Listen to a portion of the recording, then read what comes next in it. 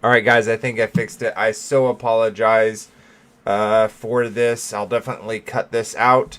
So let's go ahead and get into the bait and go from there. Welcome, everybody. Thank you. Bolstering and bravado of nonsense. And for you to try to disassociate yourself from the Big Bang heliocentric model must mean that you have a completely separate concept of the constellations and how that reticule has been put into a coordinate system as a map. This map that you claim that you do have that solves all your answers and your problems for yourself, that's based on a heliocentric modeling of the sky. So if you don't think that that's accurate based on everything, that all the baggage that goes with that, well, then you actually have a massive fallacy where you want to eat your cake and and just disregard all the actual fundamental concepts that you would have to swallow in order for you to believe that that concept of you having an accurate map of the Earth based on this position of the stars in the sky, which is solely dedicated to or at least the claims of modern science is that the position of the stars in the sky is dedicated to the heliocentric Big Bang cosmology. So for you to try to distance yourself from that is a very poor and weak attempt, very illogical. I'm surprised that you would do that. Furthermore, you claim of me that I'm not Dave Weiss, I'm not Eric Dubay, I'm not Sovereign Soul, I'm none of those guys.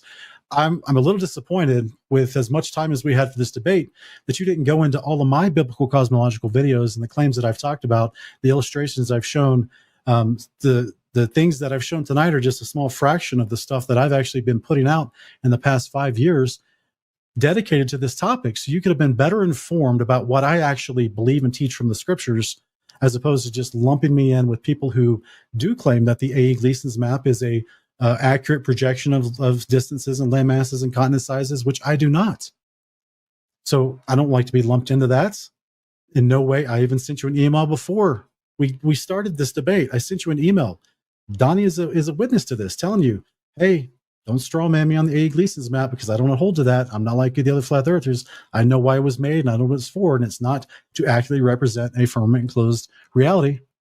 But yet you're still even bringing it up here and now, claiming that because I use the concept of it as an illustration that I hold to all of its claims. I don't. That's silly. So I will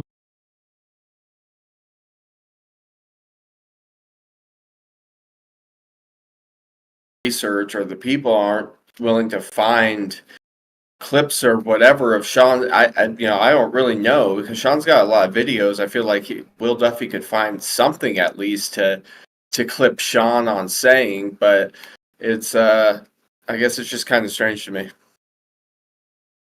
You're muted again. Me, but they can't hear me. Oh my gosh. Sorry, guys. I had to mute a whole bunch of stuff to do with the fixing thing. So, okay, our sound is all good now. I apologize. Um, yeah. So back to what I was saying, and please reiterate too, Kyle, is that Will Duffy doesn't attack Sean's beliefs here, and Sean is bringing it up. He doesn't attack Sean's beliefs. He's attacking Eric Dubay's and David Weiss and all these other people showing their evidence, their proof, their mind, and not Sean's. And you're totally right to say that he should have been able to find some type of clip, some type of thing that Sean has said that he could pick apart. But no, he chooses all these other people to pick apart. So weird. Right. And then he uses the same bullet point, type proofs that have been, discussed since 10 years ago, since 2014, 2015, where it's like, aha, but the sun in the sky, the stars in the sky do this, so therefore the earth is this shape. It's literally that same argument, and I don't understand how it's an appeal today so strong that like other people think it's it's actually an argument to make that, because you see the sun do something in the sky means that the actual shape underneath you is Well, and the something. only reason why you would do that is that you already believe that the Earth is a sphere, right? So if you You believe the do. Earth is a sphere, then you can measure out to those things based upon that sphere, based upon the radius, right? And why it's intrinsically Yeah. tied Well, to it. why wouldn't we just do the sticks and shadows again, like Yeah, Eratosthenes wasn't or that wasn't that the final experiment that proved it? yeah, that's what I'm saying. It's or like it it's kind of ridiculous because that is what they're claiming. They're claiming, because I see this light source like this, that means that these angles and these things are on a curved surface. I actually think the Eratosthenes experiment was better than Will Duffy's final experiment. I think it's a little better, trickier to use the sunlight than what he was thinking down there. I don't know. That's Yeah, yeah. just silly. But yeah, to not use any of Sean's actual arguments So and then to use M Stone said, "Can you explain what other shape the Earth could be with a 24-hour sun?" So you already tied in what the sun is doing with the shape of the Earth. So my question to you is, why would you use the sky, right?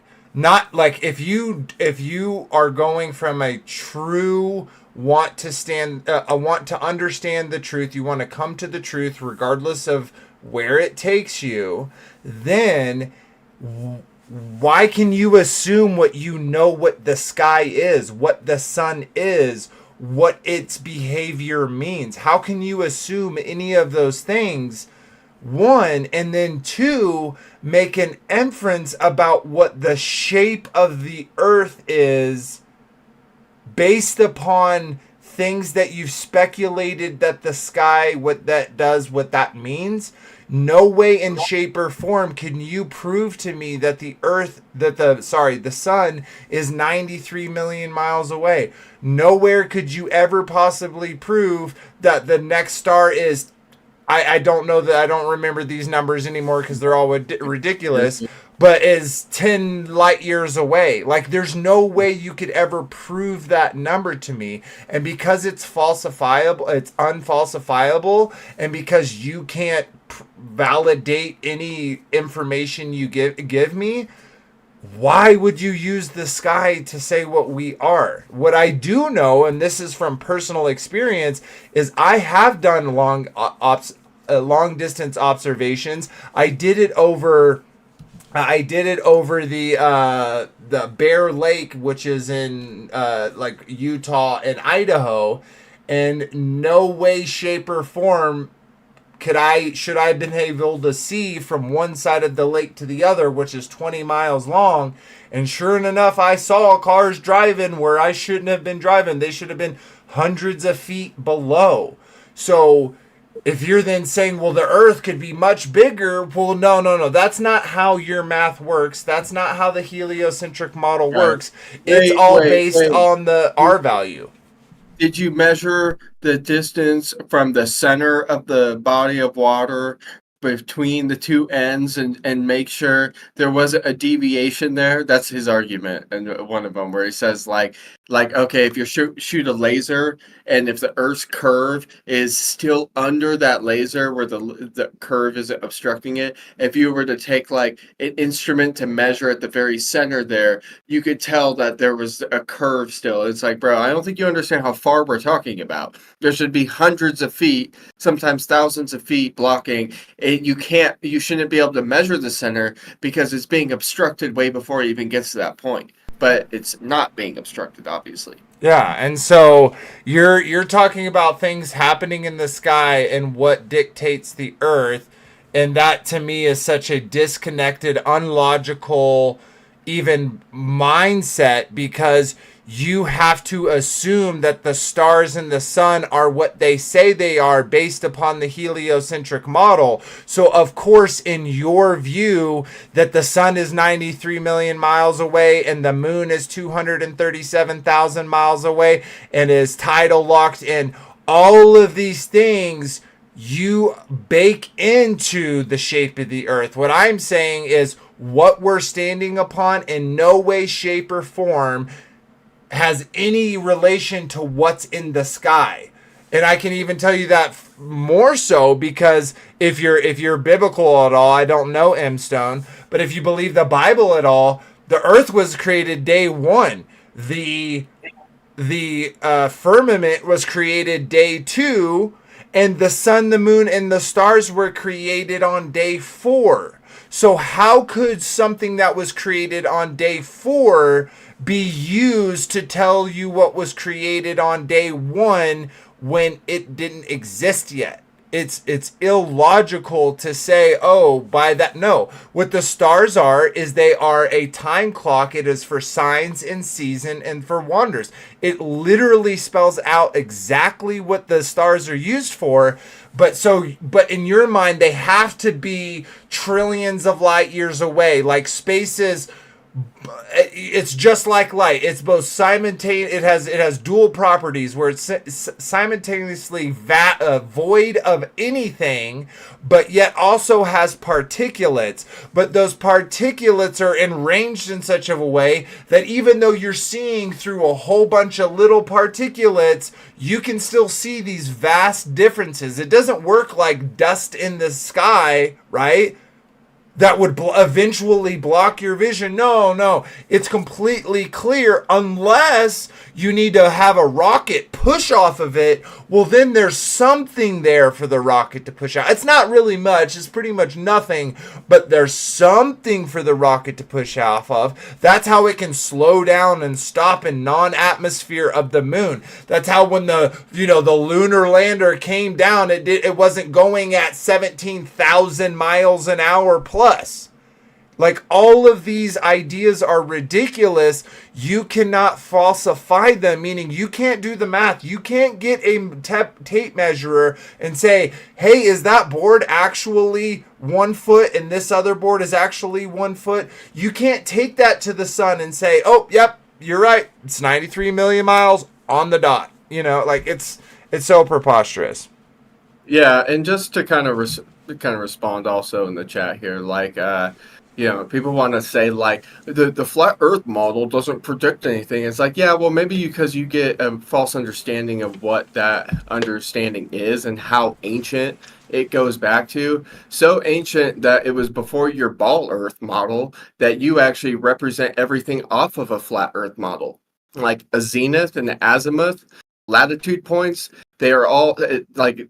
Navigating the entire Earth was done assuming it was flat before you ever assumed it was a ball. Like every eclipse and cycle of the sun and everything was already mapped into calendars of ancient civilizations. I mean, we're like, we already know this and admit it. We admit that monuments line up with the stars, that there's, this crazy alignment between ancient civilizations and how they interpreted the stars. You guys are like willing to admit that. But then on the other hand, you're like, oh, it doesn't predict anything. Those stupid flurfers from that time, yet they built all these things. Your thinking is kind of shameful, to be honest. Well, and so Owen, oh, go ahead. Sorry. I was going to just say, and you don't even have a model. You cannot model anything you believe. You cannot stick pressurized air and water to a spinning ball and float it around a consuming sun ball that's just burning from the inside full of gases that's in a vacuum. You cannot demonstrate your model in reality. You cannot create that. You can stick styrofoam balls around like a central point that are all connected through metal or strings or something like that. That's the best you guys can do to create a model. It's a joke. You can laugh at ours, but I mean, in a realistic sense, you cannot model anything you believe. It's all fantasy. No, you're It's exactly right, and that what I see that they stand on is literally, well, like, it's working. See, the stars work. We can reverse engineer and make a system where it shows similar to what we see. Therefore, we're right. And you're exactly right. When it talks, when they say, like, and even Owen Benjamin gives credit to the globe model, being like, oh, the globe model does have predictions. Well, to be fair, Owen, like, no, it really doesn't. All of those predictions are based upon ancient mathematics and ancient information that was in the Farmer's Almanac way before anyone believed in a globe. Like, like, I wouldn't say before a globe, but you know what I mean? Like, they've had to know the changing of times in those seasons way longer before they needed to, quote unquote, go into space. You know what I mean? And so for them to even equate the two, it literally blows my mind. I don't understand how they think their model, by, like you're saying, put them on little hooks and, like, see, this is what blah blah blah, or they do it in a computer simulation where they can literally control all the variables and all the visuals. It's like, so, but like, they still can't even actually demonstrate the distances.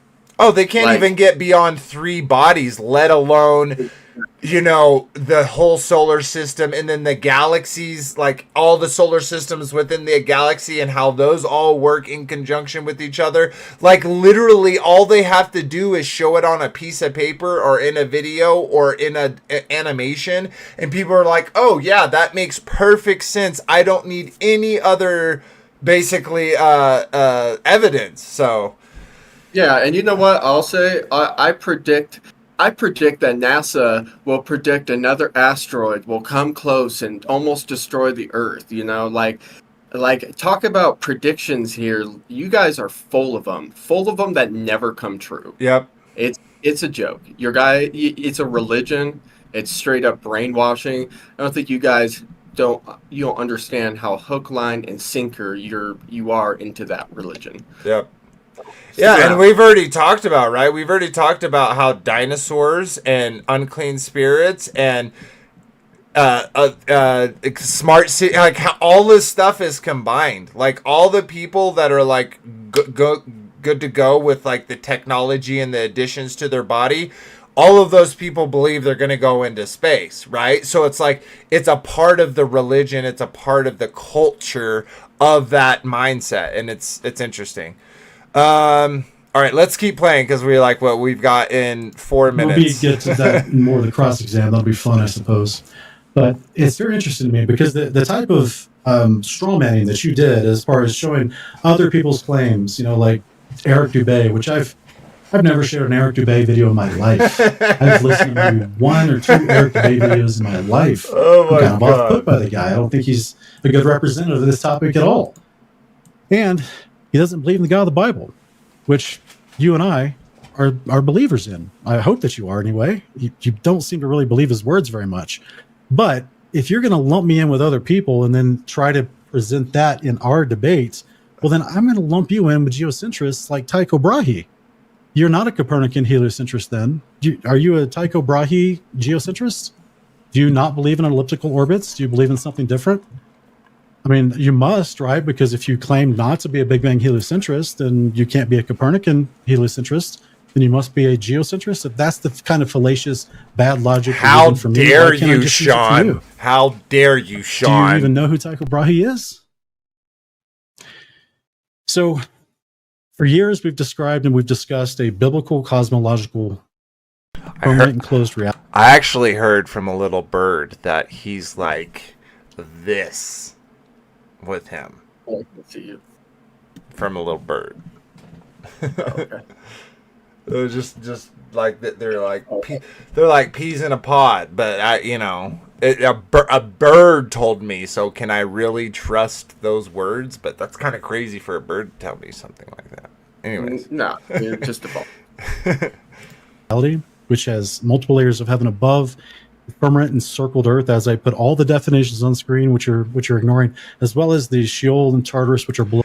Okay, I gotta say this. This is totally random, guys. So I apologize if it's annoying. But why don't, like, if they believe in evolution, right? Like, why don't they think, like, why don't we have like a dolphin humanoid? Like, why is no other creature other than the monkey able to like hit that next level where they're humanoids? You know what I mean?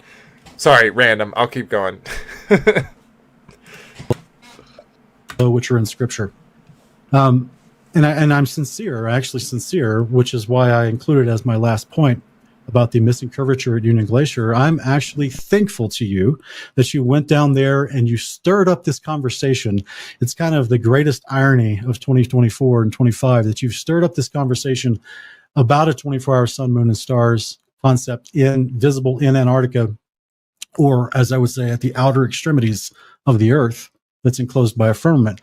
Because it did lead to us actually experimenting with the optics of that and seeing, oh, wait, you can actually have a rotating 24-hour sun from an observer point, as far as, you know, the azimuthal distant dome that of his vision that he can see according to how the optics of a light shining in a circuit above a firmament, specifically a vaulted firmament like the Bible describes. What are the chances, Will? How many, like if I were to go into Grok and I were to put in, so there's a vaulted firmament with a light source above it shining down into it that creates not only a circular effect and goes through different gates of the year to create seasons, but also has an optical effect on the outer perimeter of the firmament where there's a 24-hour observer sun from that placement that works at all of the circumference of the firmament. What are the statistical chances, Grok, that those specific claims matches a biblical description of the earth and no one else's description in all of history or in modernity? I just wonder what percentage of chances would come back from an AI like that. Oh, by the way, you did play a clip before the final experiment about me thinking there wouldn't be a 24-hour sun. Yes, that was my prediction. That was my understanding. I was wrong. It's okay. Oh, see, boom, we got it. Let's get that clip. He said he's wrong. Sean. There wouldn't be a 24-hour sun. Yes, that was my prediction. That was my understanding. I was wrong. It's okay. Oh, we heard it again. He said he was wrong. Like, he's doubly wrong. Oh my God, Sean. I think you have to now concede that because you've been wrong about one thing. That's what he's conceding about. Yeah. Sorry. No, since you conceded that you said that there would be a 24-hour, there wouldn't be a 24-hour sun, and there was one, therefore you're wrong. There's no other possibility. Right. Sean, good debate. We're going to end it there. Good night, everybody. We'll get to the heretic part later, yeah. Okay. I always default to that. But yeah, it's crazy. That's like... And if you're asked to make a claim on that, where you're like, hey, what is your, like, if you were to like give a side, like, I know you don't know, but like, what would you say? Like, I mean, it's like 50-50, you know, you get things wrong. I don't get what you're trying to expect from somebody, and then Will comes on like, well, the globe model predicted that perfectly. It's like, did the globe model predict all this missing curvature? Because I can't find it. Yeah, it's ridiculous. Like, okay, you want to just like totally distract from any actual questions regarding the shape of the Earth and go straight to this. It's crazy. And something to bring up. Sean said Duffy tries to deny Hamvee's model by saying the point of light has to be inside the dome, but that's how badly he doesn't understand biblical model. Which we talked about. I think last one is Sean. Why are you bringing a Bible to? Let's go. Let me get the words again. To the Standing for Truth biblical creation. You know, Danny isn't some type of debater that talks about biblical topics. No, he's purely scientific. He hosts scientifical review, peer-reviewed paper debates. Okay, so Duffy got you here, obviously. You know what I mean? It's so it's so silly that he doesn't want to talk about the Bible. And the reason why I bring that up with what I just read is because he makes all of these assumptions from a for lack of a better term, we don't really know his true beliefs, but his heliocentric ideal, right, is baked into these things. So when he's saying, "Oh no, what your Bible, what you're saying is saying it's in the firmament, meaning it's inside, and he doesn't have the light on the inside; he has the light on the outside." And it's like, okay, but you're assuming that all the firmament is this in this mirror, and it's like, I think the fact that Hanavi's like demonstration that it's even remotely possible with these simplistic elements, right? Right. Makes it even more plausible that it's possible to happen within the firmament, which could be way more sophisticated than a thin, clear, glass, crystalline material. You know what I mean? It could be way more complex to that. I'm not saying it is. I'm just saying, like, if you can demonstrate it in something simple, then something more complex could obviously hold that same capability. Yeah, and as simple as it is actually pretty complex because, like I said before, the heliocentric side has nothing when it comes to modeling what they believe. They really do not have anything. They cannot model the system of the earth and create bounds for the air and the water that exists on it and create like a little replica earth that exists with all the same kind of like modeled features. They cannot do that. So they try to claim how stupid Joseph Hanvey's model is or any other firmament model. But respectfully, you don't have anything. You've got video games and styrofoam. Come at us. It's nothing. Yeah, and again, like this, for Will Duffy to not want to specifically talk about the scientific, for his whole crux was, I think, 6 points, which were all scientific, had nothing to do with scripture. He could point to not one scripture to say, see, this is why the 24-hour sun in the scriptures proves that the 24-hour sun in real life is because we live on a globe, right? Like, he had nothing to point out scripturally. It was all fallacies and precepts with presumptions and assumptions based upon fallacies, right? Like, that are all baked within what is the heliocentric model or geocentric model, all that mental gymnastics that is literally required to happen, right? Like, everyone knows, like, even us even people like us who used to believe in a globe, I could literally imagine, space and it goes and then the moon. Like, I could imagine that, right? Because it was presented to me over and over and over in so many different visual form that, I could conceptualize it. Now, can I give that same thing to you so that you can, in your mind's eye, conceptualize what we live on? No, and nor would I want to, because I think the wonder of what this place is and how it works and what the stars actually are and how they actually work is way cooler than any just random squiggle lines put on a piece of paper or on a chalkboard by some math magician that says this thing is this far away based upon this and nobody else can read it but the smartest people. Like, to me, that is all hogwash. So, I may be a dumb Neanderthal, right? But better than believing in all that high fantasy, if you want to call it that. Yeah, exactly. All right, let's keep checking. I was wrong about that, and I'm glad that you gave us some more trusted information. Unfortunately, I don't know who NT Pal is. I didn't get to talk to him like I did you. You and I spoke, 2 or 3 times? 2 times, I guess, at least before the final experiment. So when you went, and I knew other people that you took with, like Austin and Jaron, and I thought, okay, this is information that I can trust. So then I took that information, I trusted it, and now I realized, okay, so now I have to absorb this into what I believe, and will it work in an actual firmament closed model? Lo and behold, it does. So it worked out. So just like scientists in the past, when they used to think that the sun was 22 million miles away, but now it's 93 million miles away, according to their calculations. So just like those guys were right when they were claiming 22 million, but then they had to change their mind.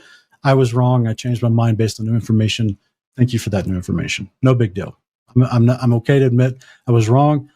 But what hasn't changed is all the observations of a light that needs an enclosed medium to propagate, which is what a firmament provides for us.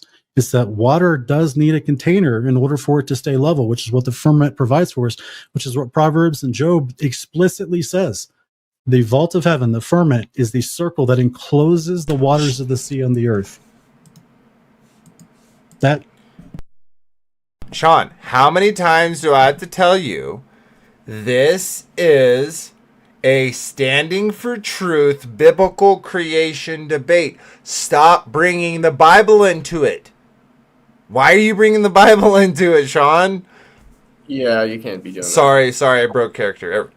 Excuse me, I broke character, everyone. Let's keep going. air pressure needs a container. Second law of thermodynamics. So I'm happy that those things have not been changed. There's no new information there. Those physics of life are observed and depend on a firmament to create that effect for us and that just demonstrable reality. So I don't have to change my mind on those fundamental concepts, just on this one particular aspect of the light in the sky that's moving overhead. So thank you for helping me come to a better understanding on that part of biblical cosmology. Also, I hope that we can get into your claims that you put up about it. How dare you say biblical cosmology? That hurts my feelings, Sean. Sean, that hurts my feelings. You can't say biblical cosmology. You're redefining it. Okay, calm down. So you're saying because I believe in a globe and I read the Bible and it says, and I believe in a globe and in the Bible that the Bible isn't globe cosmology? How are you going to defend or be like, first of all, Sean could not say this word because he's redefining what it means, and so therefore biblical cosmology, has nothing to do with the shape of the earth or whatever he's trying to say. And then at the same time in the debate be like, you can't use the Bible to debate the shape of the earth on a scripture biblical based channel debate. Just Will Duffy is a character, bro. He dude, that same with McToon, bro. I literally think McToon comes from a long line of jesters. You know what I mean? Like this trope of legendary jesters. You've told wild tales. You think they're the king's personal jesters, and then when there's enough chaos in the world, they have to send them out to bring it back in a little bit. I don't know. So it seems like it at times. For real. From somewhere. I don't know. 24 Moon. You just flashed it on screen. I think it was Anthony Powell. I don't think it was a Schwartz video. I think your Schwartz video was the stars, but I think it was the Anthony Powell video that you flashed on screen for 5 seconds of a 24-hour moon being filmed, and it was at night. So I hope we can get into that with the cross exam as far as if there's a 24-hour sun in the winter or in the Antarctic summer, then, and that's for 2.5 months or whatever. No, I didn't see that. Sean said, did any of you see the debate negotiations that were filmed a couple of months before the debate? I told Duffy I was bringing scripture to the debate. Well, again, Danny's own title. So wait, I just remember. Weird. Look at that. Oh God, there's Illuminati. Look at that. He stopped the timer at 1:30:33. They're damned to hell. I tell you right now, they're all damned to hell. But no, okay, but 1:30:33. But look, I'm gonna skip here so we can see it. So this is on Standing for Truth's channel, and it literally says Standing for Truth, Biblical Creation. So in that negotiation, Sean, did he ever talk about maybe wanting to use scripture himself? Or was his plan, hey, I'm just going to come at you with these six things, Sean. 6 things that you have to prove to me scientifically, or you're a liar and a false teacher, Sean. Yeah, no, but seriously, I would love an answer to that question, but we'll keep chugging. Oh, It just, but it does. Go ahead. I was just gonna say, it does say though in the right there in the debate, like on Donnie's side of things, not Sean's, PowerPoint presentation things. There, it's on Donnie's thing, the standing for truth, biblical creation, biblical. I'm just, when he originally said that, when Will was like, I just can't believe that Sean would bring the Bible up in a debate about the shape of the earth. I swear I slapped my head so hard it was red for like an hour. Yeah. It was, yeah. Anyways. Yeah. All right, let's keep checking. Time observation of the moon. Not even doubting anymore that it's a possible optical phenomenon of the firmament. I'm just curious as when that particular filming was done. 10 seconds, Sean. And lastly, the concept, this crazy idea that the firmament is a modern invention, just absolutely nonsense. I mean, Sean, we probably just wrap it up because we are a little bit over 10 minutes. And so I Little rude there, Donnie. Little rude there, Donnie. Why even say 10 seconds? Why not just say that's it, Sean? Like, I don't know. I'll keep him. I'll keep him below. I'll keep him above the. Yeah. Let's just keep going. But I definitely don't want to hear Donnie talk. So let's go ahead and skip through appreciate that. Will Duff for this is a plenty of fly exam and Sean. Observations that any of us can make in talking about things that happened thousands or longer years ago. So the question of the what do you mean by that? The question of the day is this. What I mean is I hope you can explain your first statement. Yeah, I can. It's easier to establish facts in our present world than it is to try to understand something that happened a long time ago and we weren't there. Even when they went down. Okay, got it. Oh, okay. So like 1969, were you there, Duffy? Where were you at 1969, 237,000 miles away? Can you talk about that, Duffy? No. Okay. So you can talk about how in this recent year, 2024, you went to and saw things in this. You went to a place and saw things in the sky. Therefore, this is what the shape is, all based upon all the other information, like the globe that you have behind you. Like, you are so. This guy is like, it's like, I don't know how to explain it. It's like a arrogant idiot savant who's not a savant. You know what I mean? It's like someone who's like I think of Owen Benjamin. He's like, oh, look at the 1 and the 2, and you add those together. It's like the conclusions in the things, the blocks he puts together. He's like shoving a circle down a square and being like, see, it works. I can put it in there. Look, Mom, I'm doing it good. The circle goes into the square. It fits. So that means I'm doing it right. It's just like it literally. Yeah, it's so weird. Yep. Yeah, it's weird how he will never address any other arguments than what, like in every other person he talks to, it's the same. He's like, answer these questions and we will discuss nothing else. And then if you try to ask any other questions, you're just obfuscating from the original discussion, because he lays the foundation from the beginning, what they're there to talk about. And we know for one thing, it won't be the Bible. Yeah, no, Will Duffy doesn't want to talk about the Bible. That's not his expertise. His expertise is creating this whole thing, spreading its message via back seat. Like, the fact that he wasn't openly, hey, my name's Will Duffy, I am supporting this, like I am personally funding this expedition to Antarctica. No, he like put his feelers out. Hey, have you heard of TFE? It's gonna be so big, guys. You don't even understand. We're gonna crush those flurfers so hard. Just you wait. First, I'm gonna act like I know nothing about it. Second, I'm gonna go to other channels and see if they would be interested in such an idea. Third, I'm going to message them in some type of way, either email or DM, and I'm gonna say, hey, I'll pay for you to go so you can see. It's like he had this whole agenda mapped out and figured out exactly what he wanted to do.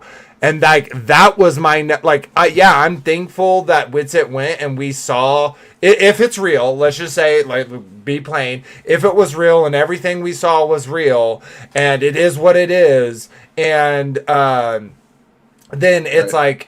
like you still go ahead. Questions. Yeah, like literally, it doesn't change anything. And the fact that Will Duffy is so arrogant, being like, Sean, you have to say these 6 things. You have to provide these 6 things to prove that you're right. It's like, no, you have to prove dark energy, dark matter, the theory of everything, quantum physics. Like, you have to prove all these things to even be 97% inaccurate of your model. You say you have an accurate model? No, your model is off by over 97%, son. Like, do you not understand how big of an idea that is? Yeah, and that was the thing about it, is like, to make such a demand, that was genius on Sean's side, to be like, yeah, okay, well, I guess I just hold you to the same standard then, because it is like they want to claim that they have all these things, but I mean, can I get a picture of Earth from space that doesn't look like a cartoon ball? Like, can I get a picture of some satellites? Like, by now, come on, by now. But even more than that, like, if you want an evidence of the globe, it has to come in some like insanely philosophical argument or some sketchy footage that doesn't even seem real. It's just. I don't know. Dude, yeah, we should have evidence of the globe pouring out of our ears, but we don't. We have the exact opposite. We have the preponderance for evidence that says it is not what they say it is. Okay? Right. Like, it just logical. Like, if they say that the earth is this deep, that the crust of the earth makes up 1% of the mass of the earth, and the crust of the earth is 100 miles thick, and the deepest we've ever dug is 8 miles, meaning we know 0.0008% of the model, but yet we can tell you what the other 99.992 is based upon that. On other planets. And other planets and asteroids. We can look out into an asteroid and see what's inside of it. Oh, that's an asteroid that's made from a diamond. It's worth gazillion dollars. This exoplanet over here, it has a core that is, slightly colder than normal, and its atmosphere is made up of these gases, and I mean that is like what they. And those gases smell like farts. And they do troll everyone with their like, it is like that. Like, I swear, you'll be like, this, the asteroid is 17 flamingos long, and you'll be like, is that a unit of measurement? And if anyone thinks I'm trolling, it's not. Go look it up. They go and they have made articles where they talk about how big asteroids are by lengths in flamingos and alligators, or random objects. They do that over and over again. Yeah, it's so dumb. Or like the guy who put the piece of cheese up that everyone thought was a picture of a star. Yeah, it's like, I mean, Katy Perry, for instance, they are just trolling hard. Yeah. They gotta be. Yeah, they can't be this bad at their job. Yeah. All right, let's keep checking. You believe that the Father's testimony is valid testimony? Hey, Sean, I'm sorry. So here's the deal. Can you Sean, here's the deal. We're not here to talk about the Bible, Sean. Don't you understand, Sean? Oh my God, Sean. or can This you isn't not? this isn't a structured account- cross exam. This is an open discussion. Hey, Sean. Hey, Sean. Hey, Will. This is Hey, Sean. Hey, Will. Hey, Sean. Hey, Sean.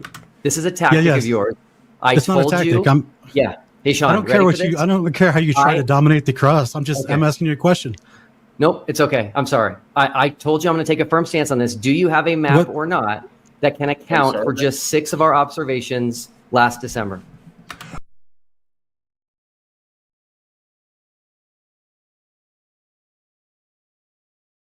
Are you muted?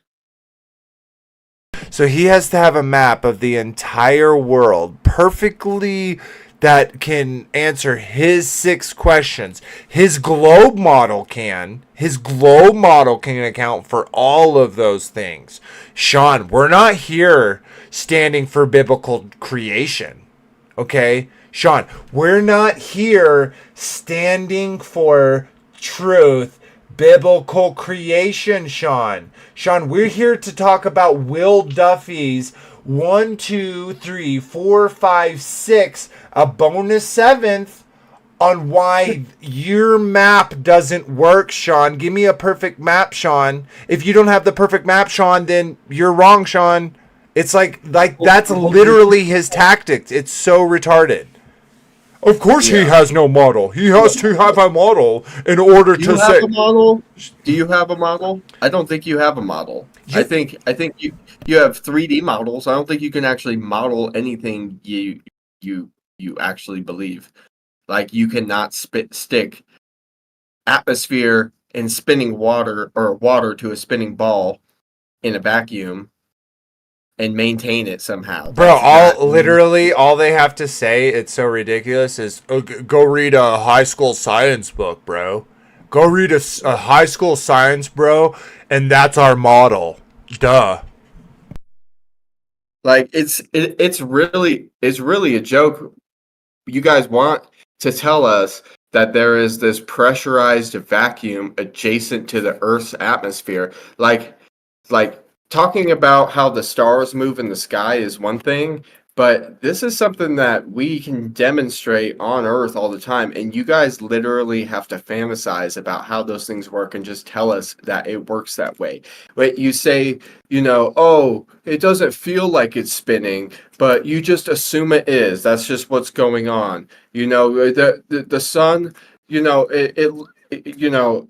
it looks like the sun's going down or moving away, right? But it's not. It's actually the Earth rotating, rolling backwards. Like you have to take all your senses and Throw say, them out the "Nope, window. that's wrong." Throw them out the window and assume the opposite. You'll literally admit that when we survey, when we do all measuring, we assume that the Earth is flat, non-rotating, and stationary. Like for everything that we do, but you say, "Oh, it's only for that localized area." It's such a joke. You guys make up excuses for why it only works in one place. And truth be told, is because your model can't work. It was literally created, reversing the enclosed biblical Earth that the Earth truly is. Like you guys had to make up excuses for how things work. Well, and even more so, like us, like me, I believe in the Book of Enoch. I believe that is God-given scripture, and it literally tells that the Watchers, the angels, the fallen ones, they came down and they told us the courses of the sun and moon. So if it is like a clock, right? If it is like a watch piece, like what we talked before, the sky, right? Meaning the sun and moon and stars are for signs and seasons and wonders, right? For moedims, for times. So if their purpose is a cylindrical, a circular thing, right? Like a clock would be, that you can count upon those things at the similar times every year, right? Well, then yes, if you knew the math of it, right? Then yeah, you could calculate it out of when you should see things. Funny enough, People have. You don't need to believe in a globe to figure out when the moon is going to be in its phases. You don't need to have a map to look at a star and then know 365 days, whatever you want to call that, that star is going to be at that same place looking down that same tube as it was last year. That doesn't then all of a sudden mean we're flying through space, that we are a pressurized system next to a negative pressure of negative 10 to the negative 17 torr. That doesn't mean that the sun is now 93 million miles away and the next habitable planet, however you figured that out, is 5 light years away. Like, show me your model and I'll show you mine. That's more than look at a textbook. Look at this video by Steal the Bike Tyson. That's not enough. That's all make believe stuff. Yep. Oh, I did, dude. We're never gonna make it through, but yeah, let's keep going. I don't know what observations you're speaking of. Well, that's insane because I just listed them in my opening statement. All 6: 24-hour sun, 24-hour moon, the sun setting to the south when you're south of the Tropic of Capricorn, South Celestial Pole, geographic South Pole, Southern Hemisphere flights. 5 out of 6 works in a firmament enclosed model. The South hemispheric flights. I don't actually have, like you admitted in your rhetoric, that there are no quote unquote biblical cosmological Cartesian surveyors, right? So we haven't had an opportunity to explore with great specificity the open waters of the ocean and the distance between land masses without the actual GPS of the modern day. So if we ever have a chance to do that, we may have to find a more accurate representation. But the first 5 things are accurately described in a firmament enclosed reality with the optical effects of light moving overhead, as I demonstrated in one of my points in my opening. I asked about a map. Do you have a map that can account for our 6 observations? Yes or no? I just told you that there is no Cartesian coordinates that have been discussed or mapped out as a surveyor for the firmament enclosed reality. So we haven't had a chance to do that. So I don't have a problem saying no. That doesn't disprove anything. Actually, it does, Sean. It doesn't, Will. So let me ask you a quick question. You asked one, now my turn. Is the Father's word a valid testimony for our life and reality? It depends. So here's the deal, okay? So the Father's word does not mention you or me, and it does not mention specifics about our earth today. So if you're trying to claim that it does, that's false. So is the sun, moon, and stars still over our head? There is no Israel. That's not a real thing we deal with. There is no Egypt. That's not a real thing we deal with. There is no peoples and evils and things in our world. Nothing that the Bible describes talks about our reality today. Okay? Just know. What? I was like, how is he a pastor?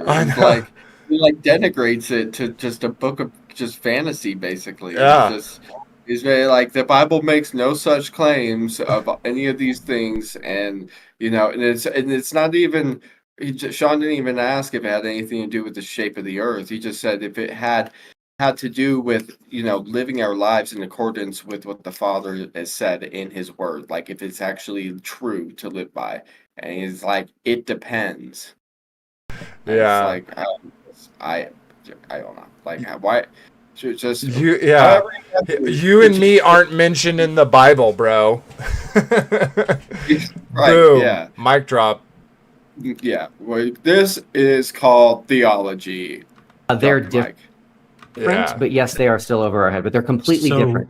Just as it was in Genesis 1, they were put over the head of Adam, they're put over the head of you, they're above your head, right? They're different. That's all I can say. How are they different? No. I'm going to hold your feet to the fire, and you need to actually tell me how God's word has changed so drastically from when He wrote it, which has been documented to be consistent from early ancient Israelite writings to today, and how our observer reality today is somehow different. You need to go ahead and stand on business and explain that. Easy. Sunspots are different. The sun is burning, so it's constantly changing. Do you have record of sunspots in 4000 BC? Hey, Sean, I really hope you're not going to argue this. This would be super embarrassing. We can see sunspots change while we're living, which means they are different than they were in the past. That's not what I said. The sun is still in the sky over your head, as Genesis 1 describes in the Bible. Is that changed? It's still in the sky. That's right. Has the diameter of the sun changed Yes. since Bro. Genesis 1? The diameter of the sun has changed. Of course, it's burning.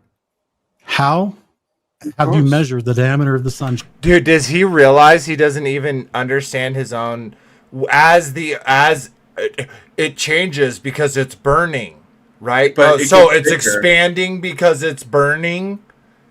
Whatever. And I hope he isn't saying it's getting smaller because it's burning. So burning things get smaller. Like, what is that? Like second grade cosmology? Right. Oh my gosh. Changing Yeah, this since is since the I- days of Adam. I haven't measured Sun- it, and I want to Okay, so point it's a out. false I want claim. to. So you're just appealing to. Hey, Sean, let me answer. I want to point out to the audience you are evading the topic of the debate, which is the shape of the Earth, by talking about the sun. I'm going to point out every time you evade the topic because this is what you do. So let's go back. Let's go back. We have an actual witness here. We actually did a debate, a film debate agreement where we discussed the actual prompt of the debate itself. So just for everyone that see he's showboating and not being very honest right now.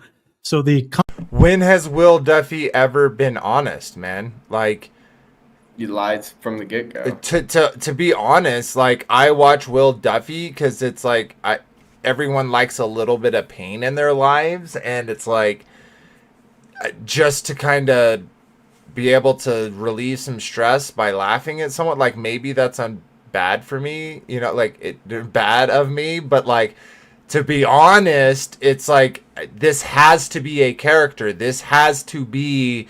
Like, because no one, like Sean just said, he doesn't have a clue of what he's talking about from either side of the argument. It's like, there's no way someone does that intentionally. Like, at least in my mind, it makes no sense that someone would be like, you know what? I don't know anything about the heliocentric model, and I know nothing about the flat earth.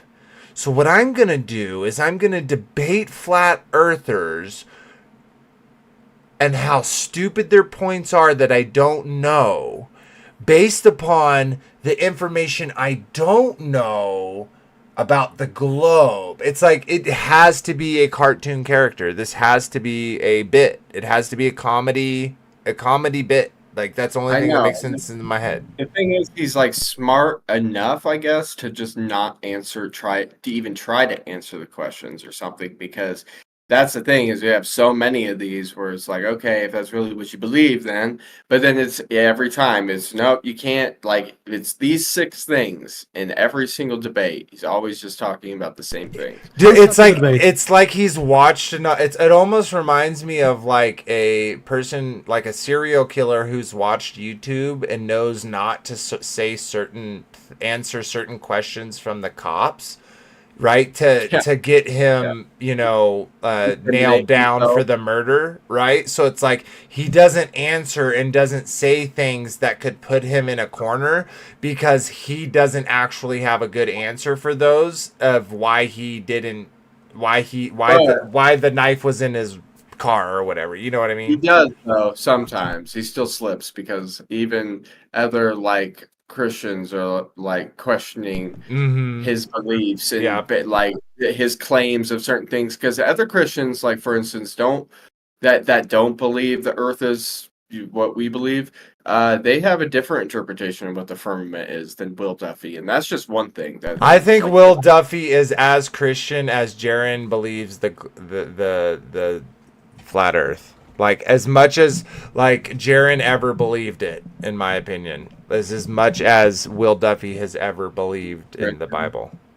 Yeah, that'd be sorry to say that, but that's how I honestly feel. But let's keep chugging. The debate prompt and resolution is which model of the shape of the Earth best accounts for the evidence. The sun, moon, and stars are absolutely a part of the models that we're both presenting to talk about. So let's go back to some more logical, grounded, reality-based questions like the one I asked you, which is you're claiming that the Bible actually is an inaccurate depiction of major concepts like the sun, moon, and stars being over our heads, and that they're somehow different from what was described in Genesis 1. Hey, Sean, please don't interrupt me, okay? You just lied. You just strawmanned me. I never said that the fact that the sun, the moon, and the stars are above us is inaccurate in the Bible. You just strawmanned me. Please stop doing that. Well, you literally just said the sun and moon and stars are different from when Correct. Adam saw them over his head. That's So right. maybe you can clarify and explain your stance a little better. I already did, Sean. I said that You the did sun. not. Yes, I You did. did I not. said that. I said that the sunspots are Okay. different. So, Actually, Sean, now I'm it's going my- to jump in real quick. So, as moderator listening, my understanding of Will's answer was, and correct me if I'm wrong, and then Sean will let you respond. You're saying they're different in the sense of their attributes, traits. So, sunspots decreasing a little bit because of burning up. Is that what you meant, Will? Of course. Like- Okay, Sean. For me, as moderator listening, that's what I understood his answer to be when he said different. Feel free to engage that point if you'd like to, Sean. Yeah. There's still waters above the firmament as the Bible describes. in the Genesis Bible 7:11. The Bible does not describe a firmament as a hemispherical crystalline dome, which is what you are stating. The Bible talks about an expanse, which is what Hebrew scholars, which you and I are not, have told me. And yes, there are waters above, which are clouds, and they're above the expanse that the birds fly in and above, according to Genesis 1. Now it's my turn to ask you a question, Sean. I can't let this We'll go. go back to that. We'll go back to the firmament. fine, that's But fine. Go ahead. I'd You- like to hear you- your question.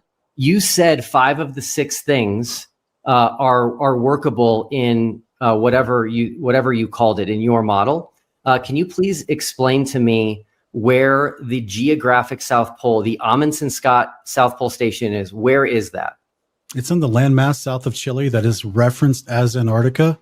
It's the Amundsen-Scott base that is down there. Apparently, it's a few hundred miles south of where you were at Union Glacier.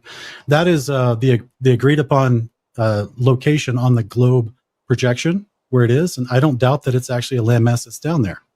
So Okay, the so Amundsen-Scott that's- South Pole Station, which is the place where you go at the Amundsen-Scott base, which is the landmass of Antarctica. I know what you're looking for. You're looking for 1990. You're looking for it's at the bottom of the globe. This is a really silly question, but I'm telling you, according to what we're told from the globe projection, there's a landmass below Chile, right? And I contacted a tourist company trying to actually book a charter ship around that landmass that you said you went to at Union Glacier. And you know what they told me, Will? It was fascinating. So I've got the email, and they said, well, for one, you'll never find a captain that would actually do that journey. And 2, it would take about 3 months to accomplish that journey. So I'm sorry. And it would also take about $2 million to charter that ship so that you could circumnavigate the actual landmass of Antarctica and stay along the coastline. And so they said, they said, you'll never be able to do that unless you have your own boat, your own captain, if you're a captain, and if you got more than a couple $1 million to accomplish that. I thought that was kind of suspect, kind of weird, but I'm actually giving you the benefit of the doubt for your answer. I'm actually giving you the idea that there is an actual location below Chile with a landmass where they have a military base, the Amundsen-Scott base, where there is a quote unquote South Pole down there. Okay, Sean. So unfortunately, you've just confirmed the globe and falsified flat Earth, and here's why. No, brother. The majority. So just so you know, no one has said, you're the first that says that the Amundsen-Scott. Sean, don't you realize that everything you say is proof that Will Duffy is right? It's just like a narcissist dream. Like, thank you, Sean. Will Duffy's ego is so much bigger now. South Pole Station is south of Chile on the AE map. You're the first, and I don't describe the A map. Will? Well, it was in your opening. It was in your opening statement 3 times. So that's on No, it you, wasn't. not me. No, it That's- wasn't. Yes, it was. No, it That's on wasn't. you, not me. Okay, Okay, so Sean, I Will have Duffy. hold Will on, Sean. Duffy. I have to. No. I have to. You're being rude. Hang on. I'm going to jump in, guys, with limited time because we're already 10 minutes in. Sean, you did speak there for about 2.5 to 3 minutes uninterrupted. What we'll do is allow Will to respond uninterrupted. And whatever he says, feel free to note it down. We'll give you the opportunity to respond. As soon as he's done, you'll get an uninterrupted response. Why doesn't Will? Okay, let's see if that actually happens. If every time Sean talks, if Will Duffy gets an uninterrupted response, let's see that, Donnie. And what we're going to do, talking over uninterrupted. AE map, and I can prove that in two ways. One is you I used don't, it Will. in. This is silly. Please don't interrupt me. Okay, Well, so don't put words in my mouth when Okay, I I'm going to jump in. sent you an email before the Sean, debate. saying I don't hold to I'm this. going to jump in, guys, because I really want this to flow smoothly. Sean, if you disagree with something Will says, let's say he makes an assertion, map videos, which I can pull up if we need, after we got back from Antarctica. In the first one, you said that Antarctica is on the outer edge of. I want to do something real quick. and you'll have plenty of time to respond. And same thing with you, Will. If Sean says something that you just down, Will, for us to thank you for it. So Will, uninterrupted, then Sean, no worries. You get an uninterrupted response as well. Okay, well, 1 second. I want to bring something up. I legitimately want to see something.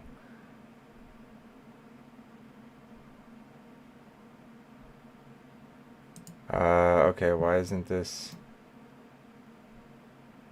Okay, sorry. Give me a second. While this loads.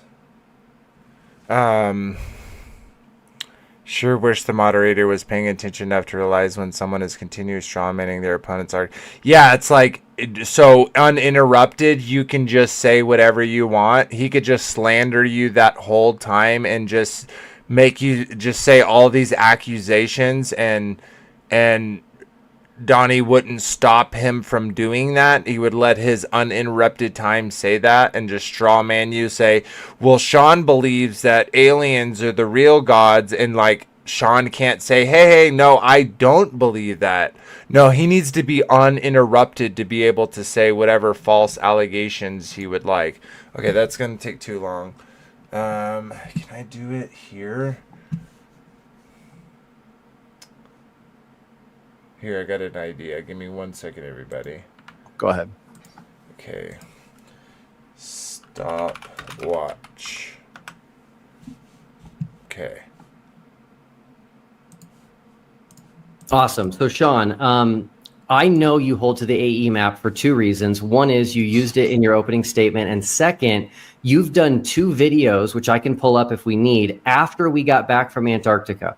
In the first one, you said that Antarctica is on the outer edge of the flat Earth. That is the AE map. And on the second video, you said Antarctica is stretched to the outer edge of the flat Earth. That is the AE map. Now, here is why the Amundsen-Scott South Pole Station cannot be south of Chile on a flat Earth. A majority of the people who go to the Amundsen-Scott South Pole Station get there from New Zealand.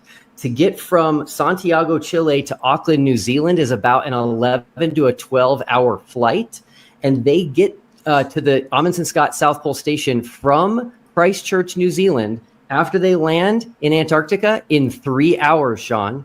So this does refute flat Earth, and it does confirm the globe, unless you can explain where the Amundsen-Scott South Pole Station is on a flat Earth. And I'm here to say it's impossible. No, Sean, over to you. You get an uninterrupted. Okay, so he got 1 minute and 11 seconds of uninterrupted time. Interrupted response. Go ahead. Okay, for one, I sent you an email before the debate. I tagged Donnie in it as well. I'm going to read the email right now. It says, Donnie and Will, we didn't talk about who's the affirmative starting position due to the neutrality of the debate prompt, but Will, if you're going first, be sure not to spend your entire presentation strawmanning me on the Gleason's AE map. Many in the FE biblical cosmological community use that projection poster as a reference, but don't think and never have thought it accurately represents the continental boundaries or sizes and placements on the firmament circle of Earth. I've never promoted the AE Gleasons as an accurate depiction of a reality because I know that that map is a globe coordinates projection mainly created for calculating longitude and time zones. I sent you that email specifically so we could save time during the debate and avoid this nonsense you're doing right now, where you say, because I use it as a illustrative concept, never claimed that I trusted any of the measurements that are put on it because we haven't been able to make our own measurements. And it's not even used for measurement. It's used for longitudinal and time zone concepts. Do you even know that's the initial purpose of the Gleason's map? No. Are you even listening? Yeah, no, I'm definitely you listening. don't know that. So did you even understand my email to you? Like I try to avoid this ahead of time. Like, bro, I don't ascribe to the Gleason's AE map in like some flat earthers might. You should debate me today, not some straw man of some other person. Secondly, hold your little map up again, if you would, please. And point to the landmass below Chile. You see that big, thick area, even on this little projection? You see that? So take your finger and point to that At least you did give him time to talk. landmass right below Chile. Yeah, you can put a South Pole station there, Edmondson Scott Base, and it works just fine. That's fine. Okay, so I have to respond to that, Sean. It doesn't work fine because how then do people that fly from Christchurch, New Zealand to Antarctica on a very short flight get all the way here in 3 hours? That's physically impossible. I just told you that that is not an accurate representation of the land masses, boundaries, and sizes between continents. There are other maps throughout history that show different placements of them. Are you even familiar with the different maps other than that particular projection that you're holding up? I am. The problem is there is no map you can point to. There is no layout of the continents you can point to that can account for the short flights that all get to the exact same place, the geographic South Pole. It's impossible. That's your claim. Okay. So you made some claims. That's great. So I put up in my opening statements, which I hope you would actually like to address at some point, some of the things I put forward. The Aquarius constellation in the sky, this is an equatorial constellation. You can see it all throughout the year. No matter which place is revolving around the sun and facing the solar system around you in the heliocentric model. Do you ascribe to the heliocentric model? And two, do you understand why that's impossible in a heliocentric model? I'm going to have to call you out again, Sean, for not being on topic. The heliocentric model has nothing to do with the shape of the Earth. There are many, many people that reject What? What? What? What are we even talking about? Dude, the heliocentric model has nothing to do with the shape of the Earth. Like, that is the literally dumbest thing I have heard anyone say. The heliocentric model is literally talking about the Earth. The model in which the Earth it takes place in. Like, what? The entire story with the heliocentric model opens up in a way where it's just like, and Copernicus made a heretical whatever to the the already established, everyone believed the Earth was flat, and then they come along and he's like, but it's not. It's actually going around the sun, and it's a ball. And there are other earlier models like the it was a ball, right? It was a geocentric where the ball was in the middle, and then the heretical thing was that no, we're not in the middle, the sun is in the middle. And and so what's interesting is that even their own model can't agree. But one thing with the heliocentric model is the Earth would have to be a sphere because of the way that or a oblate spheroid, because of the way of the gravitational forces, all of that stuff would eventually combine into a spherical thing. Like, that's what they say. Look at all the stars. They're all circles, right? Therefore, we're a circle if they're a circle. So, yeah, the heliocentric model 100% dictates what the shape of the Earth is, Duffy. What a wild statement he just made. Heliocentrism. There's many people that hold the geocentrism, and that has nothing to do with the shape of the Earth. By the way, he did not answer whether he was a heliocentric and if he knew that seeing a star or constellation throughout the year would be impossible on a heliocentric model. He says, I don't have to be a heliocentric model. It has nothing to do with the Earth. It's like, what? Literally insane. Let's do this again. Debate resolution in the video description of the actual video we're doing today. Which model of the shape of the Earth best accounts for the evidence? So the sun, you haven't moon, and presented stars, a model.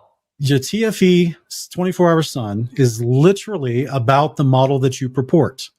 So I'm asking about the stars. You brought up the sun. You think that supports your globe model. I'm asking about the stars movements, and I'm saying they do not support your globe model.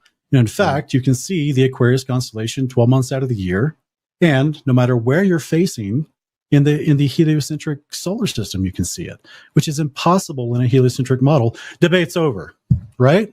It should be that simple, but this is where we're discussing what evidence fits the model best. Mhm. Did I miss something in the wording, Donnie? Are you, Sean, are you stating that the lights in the sky can tell us about the shape of the ground we live on? Donnie, did I miss something in a debate prompt? Are we discussing which evidence best supports the shape of the Earth model? The resolution I have, which I've gone over several times for us and the audience, which model of the shape of the Earth best accounts for the evidence? So, Will, that'll be the last time you bring that up, okay? You're just wasting time. So yes, Okay, I do say, just like you say, the movement of the sun proves the shape of the Earth. I'm saying the movement of the stars disproves the globular claims of a heliocentric model. Yes, Okay, the movements of the stars and how they can be seen supposedly in a heliocentric model, no matter which way you're facing, as your back is to the sun, which is impossible in the solar system.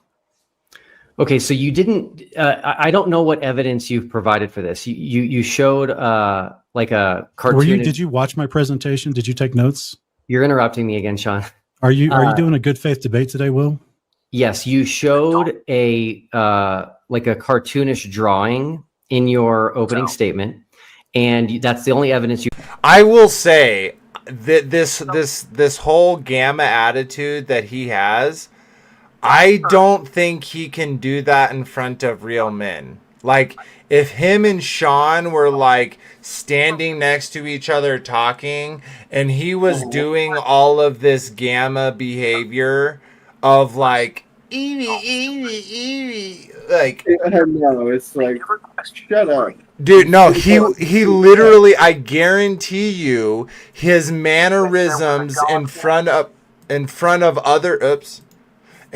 other men in real life would not be this. No. Oh, yeah. I don't know Sean's height, but Sean, do you happen to know Will Duffy's height? That would be an interesting topic to me. Like, I'm guessing 5'5". Like, that would make sense for his presence. You provide. In contrast that I showed you a video of the South Celestial Pole, which is stars rotating in the opposite direction, which is impossible on a flat Earth. No, it's not. It's actually an optical effect of the firmament. So as you move to the outer edges of the firmament, the optical lights that are circling over the center of the firmament, they have an effect on the outer edge, and there's different stars and how they project to be seen according to the outer edge of the firmament. This is it's a part of the rotation that you see as your hemispheric dome of observation is what it's called. All right, it's actually the very video that I skipped in my opening presentation because of time. And so as you actually are looking around, there's a convergence point between the ground that you're looking at in the distance with all the stars and everything in the atmosphere is how your eye works. There's a convergence point. And so as you turn a 360, you can only see so far. And as you do that, you see different, you only see a limit to how many stars you can see in the sky. And that hemispheric dome of observation will change the further to the outer edges of the circle of the Earth that you get to, allowing you to see the stars rotating in a different fashion above your head at the outer edges of the Earth. So this is it's a mixture of how your eyes work with the hemispheric dome of vision with the optical effects of a dome with lights above it shining down into it. Okay, great. So please let me respond without interrupting. Number one, there is no firmament. There is no dome. You've produced zero evidence that there's a firmament, zero evidence that there's a dome. It's never been observed, can't be tested, can't be seen. So I can't let you slide. Number two, if that's not a big enough hurdle, the second one is even worse. You're implying that the southern celestial pole is a reflection of stars in the north. That's completely false. They're different stars. They're different constellations. So you have not solved this in any way, shape, or form. Okay, my turn. You ready? So I presented tonight in my opening statement the definitions of the word firmament expanse.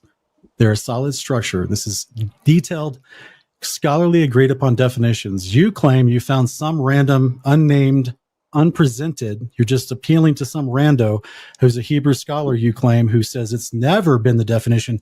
Yet I can pull up Josephus, Antiquity of the Jews, Book 1, who is an actual Pharisee, an actual Jewish person, and he claims in Antiquity of the Jews in Book 1, he says, and on the second day he placed the heaven over our world and separated it from the other parts, and he determined it should stand by itself. He placed a crystalline firmament around it, that's our world, and put it together in a manner agreeable to the earth.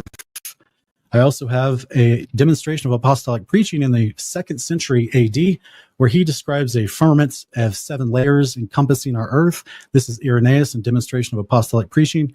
So that's chapter 1, verse 9. So in addition to the actual scriptures I presented, that there's a vaulted circle that encompasses the waters of the earth, we have historical testimony from Jewish people, since apparently that was your random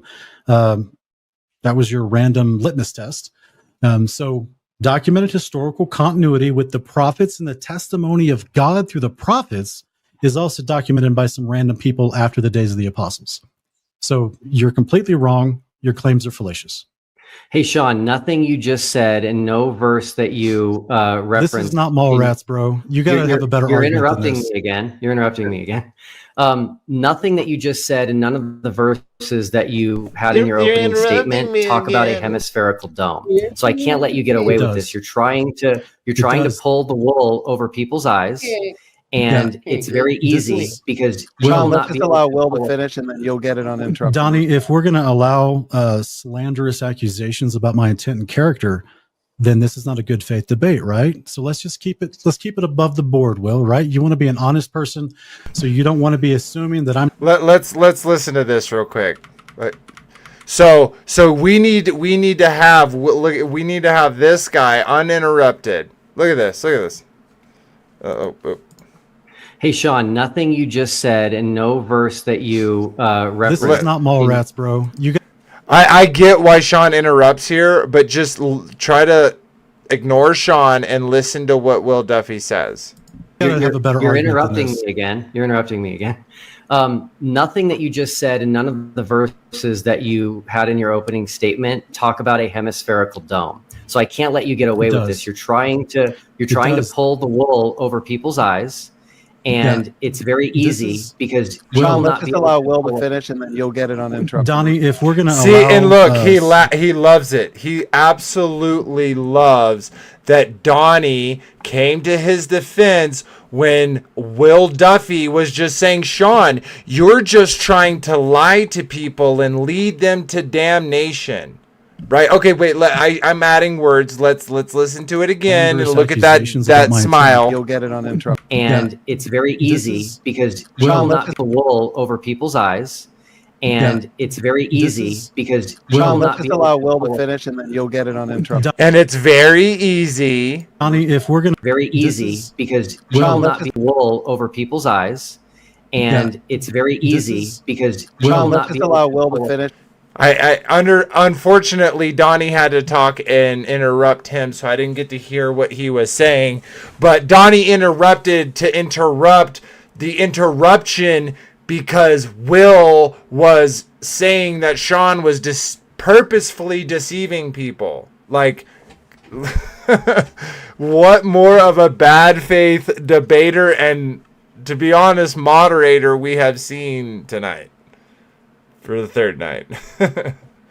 And then you'll get it uninterrupted. Donnie, if we're going to allow slanderous accusations about my intent and character, then this is not a good faith debate, right? So let's keep it above the board, Will, right? You want to be an honest person, so you don't want to be assuming that I'm trying to pull the wool over people's eyes. I'm not assuming you're trying to pull the wool. I've never made claims about your videos about you saying that, as many as other people have. I've always given you a good faith discussion. Can you agree to that? Yes, I can. So, Okay, Sean. so stop with the nonsense and act like a man, okay? Okay, thanks. Okay. So, Sean, none of the verses you quoted. Look, I could just like in his mind with that. Oh, it's going to. Oh, dang it! No. I couldn't find it, but Dang it! Where Well, were search- we? Oh my gosh! Okay, let me look on here real quick before it goes. 153. Oh, I'm close.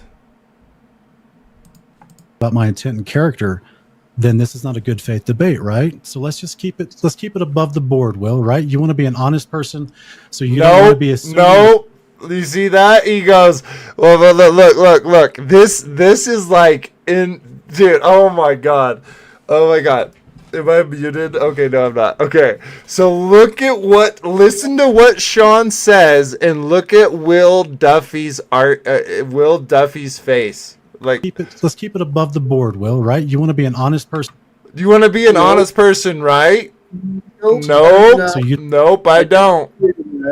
I did not agree to those. Hey, Will Duffy. right? So let's keep it above the board, Will, right? You want to Right? be an honest person. Honest person, right? So you No. don't want to be assuming that I'm trying to pull the wool over people's eyes. I'm not assuming you're trying to pull the wool. I've never made claims about your videos about you saying that, as many as other people have. I've always given you a good faith discussion. Can you agree to that? Yes, I can. So, Okay, Sean. so stop with the nonsense and act like a man, okay? Okay, thanks. Yeah, I'll be honest. I'll openly claim that he tries to pull the wool over people's eyes because he literally did that to Sean to begin with. Yeah. Before I even really knew anything about the final experiment or anything like that. When he claimed he had nothing to do with it to Sean, he literally was caught lying about it. Somebody made a video even with Sean in it exposing it. I don't even know if Sean's even seen it, but yeah, it's kind of funny. I would make that claim that yeah, you are intentionally being deceptive. I do think you are pulling the wool over people's eyes. I'm not one to judge your soul. That's Yeshua's job. But I have this sneaking suspicion you don't work for the Father, considering you won't even entertain the scriptures. And I'm very surprised that he is at least 6 foot tall. I'd still look down on him, but You would. yeah, Definitely. but yeah, eye level for me, it's perfect. But like I said, he's probably like a wet noodle. Not really too weird. yeah, okay, let's keep going. Okay. So Sean, none of the verses you quoted talk about it. So Sean, like, who talks like that? Like, Kyle, am I always like, hey Kyle, hey Kyle, like, it's so weird that he always so Sean, what do you think, Sean? Like, it's just, I make fun of it because if you literally listen to him, he says it so many times. Hemispherical That's weird. dome. So I have to push back on that. And it'll be very easy to demonstrate this to the audience because I can say right now, you can't pull up a single verse in the Bible that mentions a hemispherical dome. Yeah, it's a special pleading. It's like, what is it? Texas sharpshooter fallacy. Just you're wanting specific wording. It's an all or nothing fallacy. That is not you even said it yourself, Will. Context helps us understand what's being described. Okay. So I put which apparently you didn't listen to a single thing I said. But I put up verses that talks about Proverbs chapter 8. No, like, obviously he was not there for your thing. He went on mute and walked and got a snack or something. Like, he's a little white in the corners of his mouth, so like maybe he had to breathe some funky air. I don't know. He established the heavens as a compass on the face of the depth. Okay? The word heaven was given to the word firmament as a compass on the face of the depth. Job 26:10, he encircled the waters with bounds. It's very specific. None is of the concept that of the firmament. is a hemispherical dome. I'm sorry. Where in scripture does it say hemispheric dome? If it doesn't say hemispheric dome in the scriptures, you're wrong, Sean. I'm right. Okay, we're not going to talk about that it doesn't say globe. Okay, it doesn't say the word globe anywhere, but yours doesn't say hemispheric. So my Lanta. Which is crazy because when you look up, maybe not directly in the scriptures itself, but when you look up through the definitions given to us, the earlier you go back, the better. But yeah, that is what we're given is a hemispherical dome. A vaulted So dome, right? And I will say, no, it doesn't have to be some perfect hemispheric dome. And like I will even say, like the simple demonstration of a plastic hemispheric dome and a mirror acting as the superfluid and the light on the outside, like none of those things bother me, because it's like, okay, yeah, it might work like that, but it could be way more sophisticated as well. So it's like, to me, even if it's not a perfect hemispheric dome plotted out on a calculator, it still can be a vaulted dome. So him wanting the exact definition of a hemispheric dome and wouldn't accept something like vaulted dome, to him that's not enough, right? And it would never be enough anyways. he even plays stupid and says like, oh, I know what vaulting is in the Olympics. Like, come on, bro. You Yeah. can't be that dumb. Yeah. Okay, again, that's just a weird debate fallacy. It's an all or nothing fallacy. But Well, okay, no, Sean, it's not. Your entire argument it's based off. It's not an all or nothing fallacy. All your argument, like literally listen to that, literally. Sean, it's not. Your entire argument. Oh wait, we Nothing go. fallacy. But Well, no, okay, Sean, okay, again, that's just a weird debate fallacy. It's an all or nothing fallacy. But well, okay, no, Sean, it's not. Your entire argument. It's not all or nothing fallacy. It's entire, okay? I use the word entire, Sean, not the word all. Not all that you say, but the entire. It's so stupid. Yeah, every time you appeal, if you watch, he winces and does this weird little smile every time you mention scripture. It's every other. It's like you're right. I'm effectively speaking to an unbeliever. You're exactly right. It's like if you brought up scripture to an atheist, how they would wince and be like, "Why the heck would you use that with me? Do you think that has some power over me?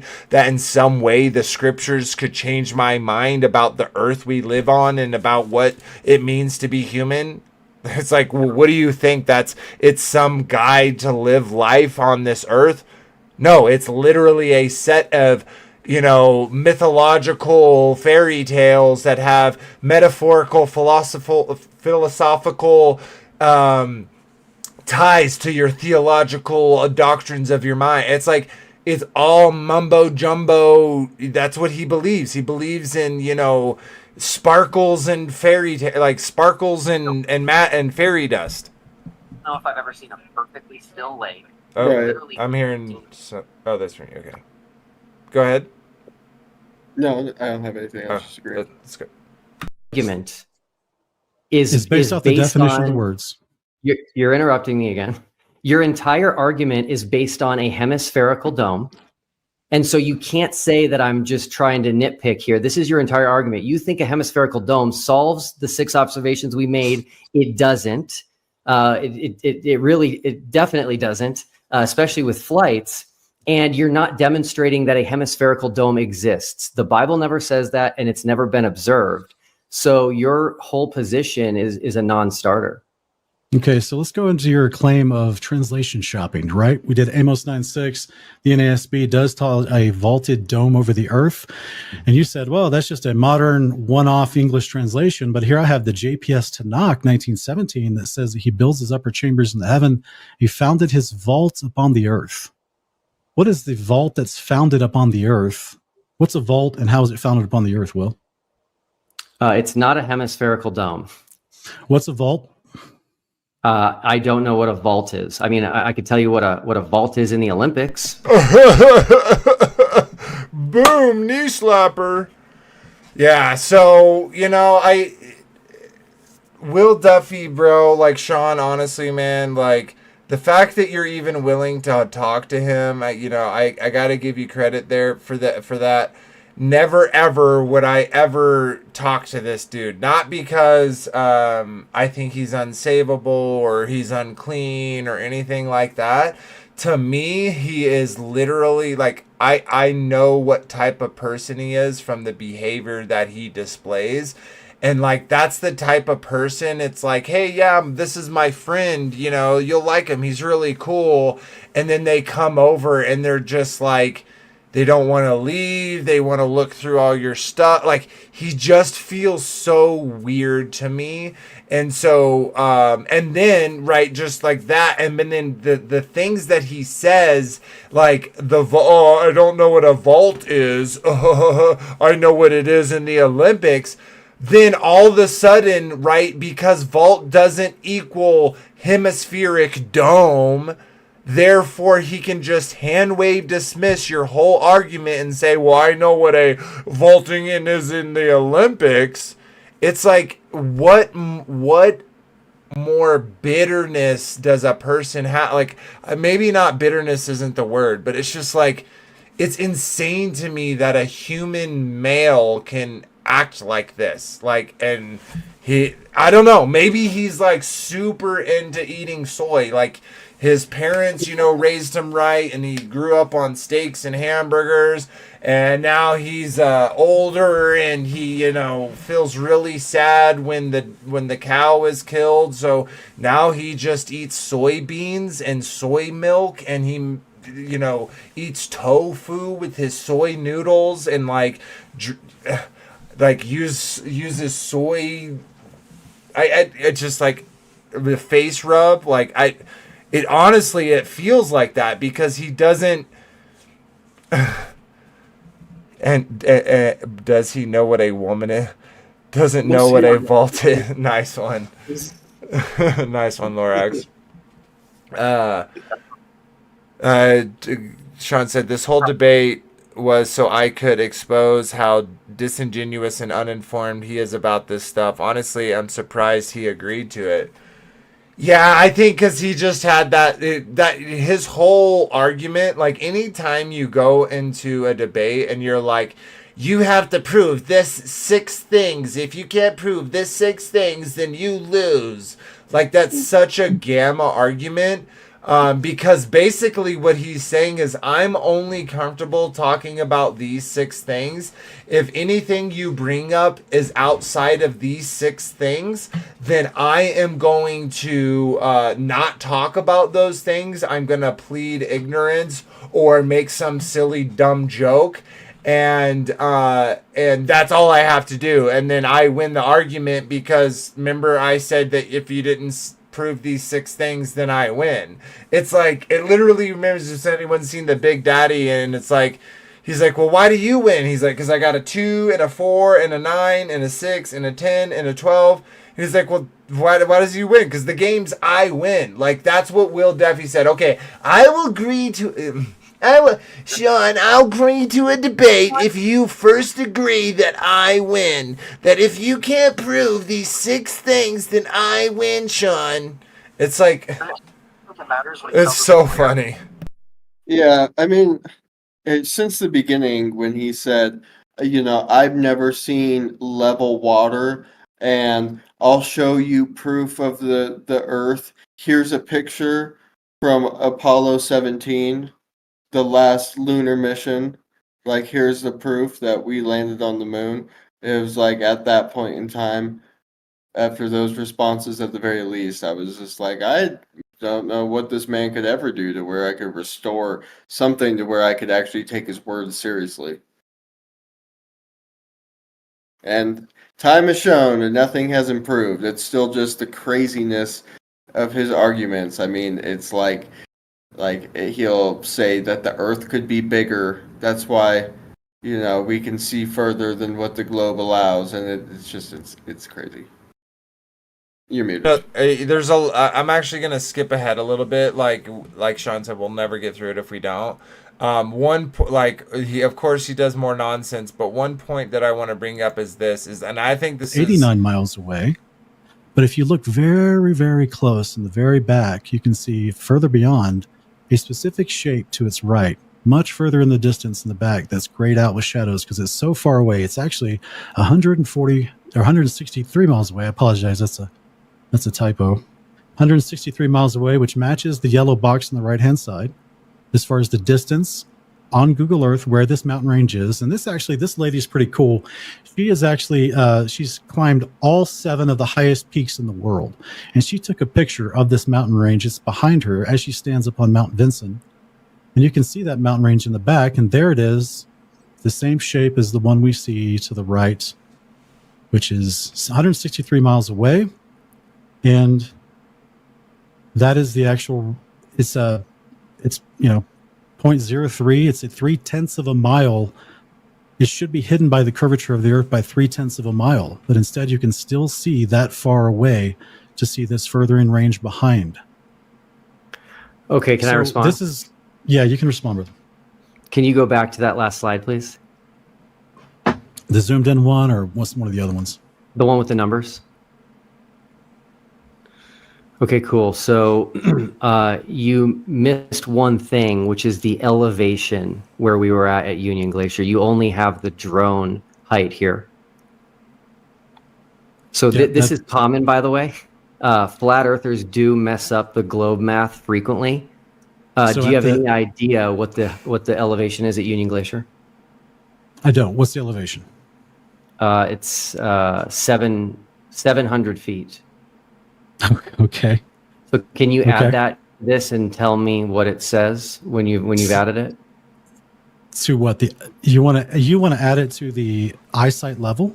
Of course. Because that's not how it works. Because you've already have your elevation above 700 feet.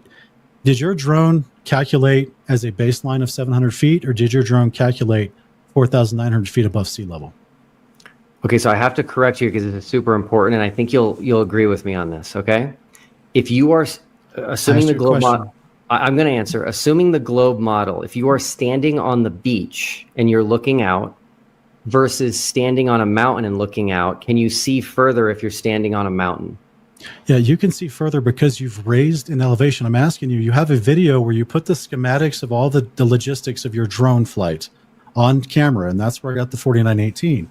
4,918 feet while making this observation. Was that from sea level, or did you input a baseline of 700 feet? It was based on, it's essentially zeroed out from where you launch. Okay. So you're claiming that it already assumed 700 feet above sea level. Is that true? Sorry. I made a huge mistake. It's 700 meters, not 700 feet. So yes, the elevation that you're so it's essentially I'm standing on a mountain essentially in Antarctica, and then my drone went an additional 1,500 meters above that. So you're missing 2,100 feet of elevation in your math here. That's the first problem.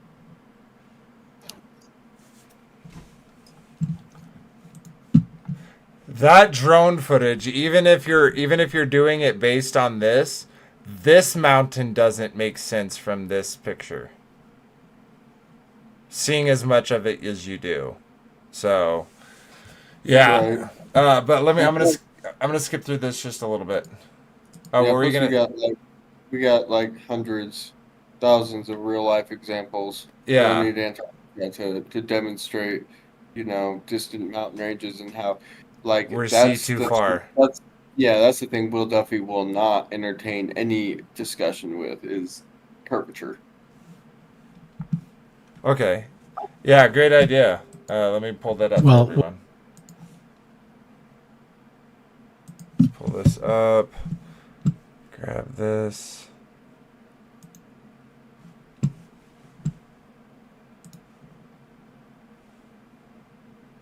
Okay, yeah, so let's actually do the math. I'm going to make it smaller. Give me 1 second, everybody. Resize this.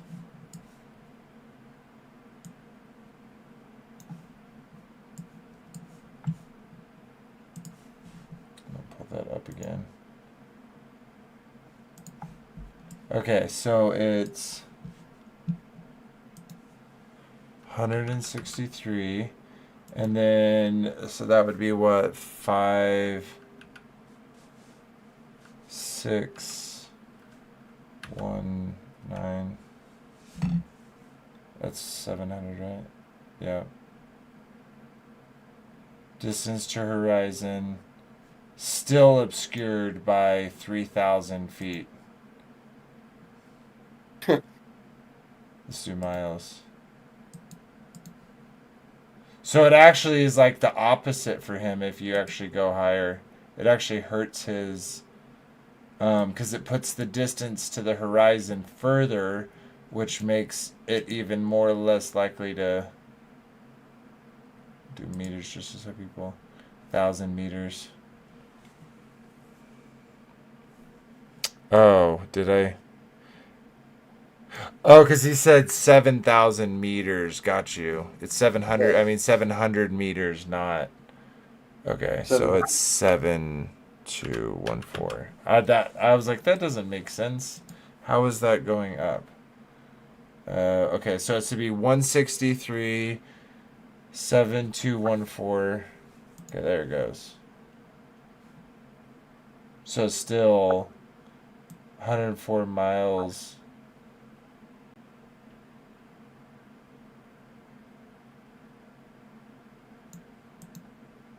Why is it let me change that?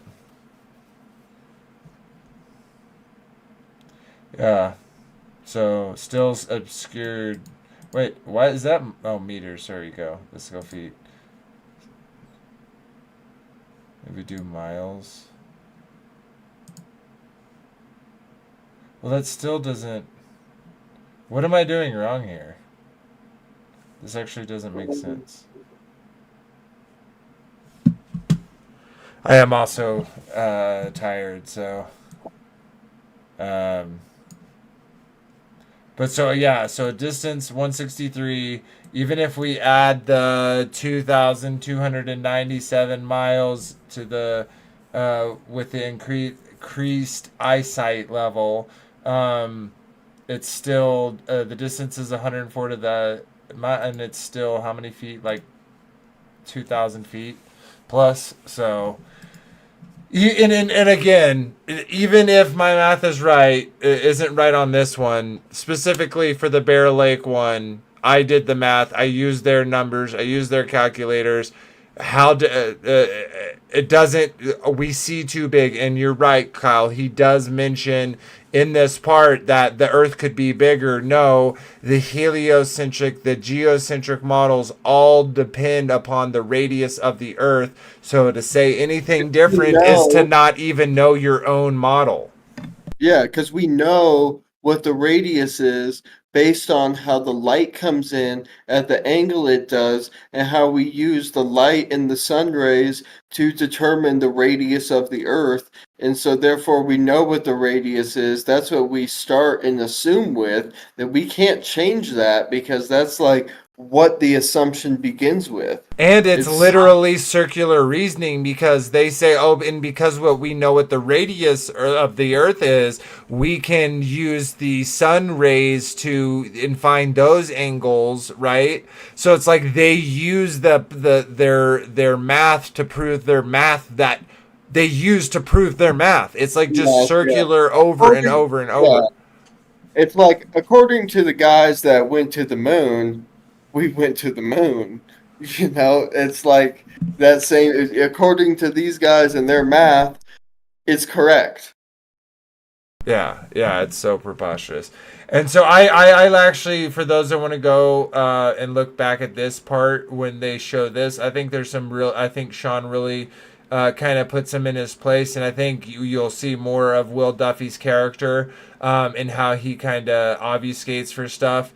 They go into the questions and stuff. I would have loved to go into that, but of course, all questions is there, it's either a setup for Duffy to spike or a setup for Sean to spike, or a impossible character from the Globe side, impossible impossible question to Sean, or an impossible question to at least how they view it to Will.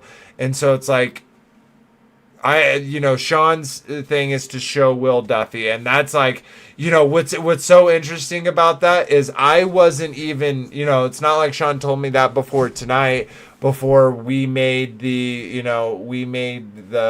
part 1 and part 2. And so my whole thing here too was to like look at Will Duffy, like literally look at his behavior and how he can't answer questions.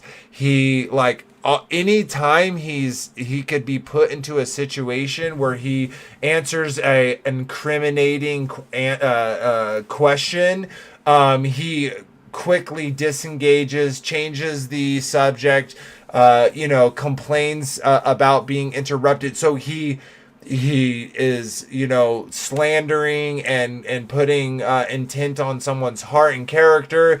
So, all of those behaviors. And then unfortunately, Donnie basically, gave a cake to a kid that was bullying another kid, to calm them down. It's like he just incentivized that bad behavior, and you literally see it. Not once did Sean pull into question Will Duffy's behavior, even though there is reason to do so. He doesn't. And so, like, even as a gentleman, as a man discussing things, like, he has this arrogance and this narcissism about him, where it's like, you need to understand that Will Duffy, even as unintelligent as he may seem, he's actually the special boy that's going to bring the truth of the world, the globe, back to the deceived, back to the ones that Sean has pulled the wool over their eyes. And Will Duffy's going to be the Superman. It's like it's either he's egotistical narcissist that is actually fairly non-intelligent, or he's a very intelligent, like character, at least portrayed as a very intelligent character, that is been well trained in deception and rhetoric. Because I will say his rhetoric and his deceptive style is very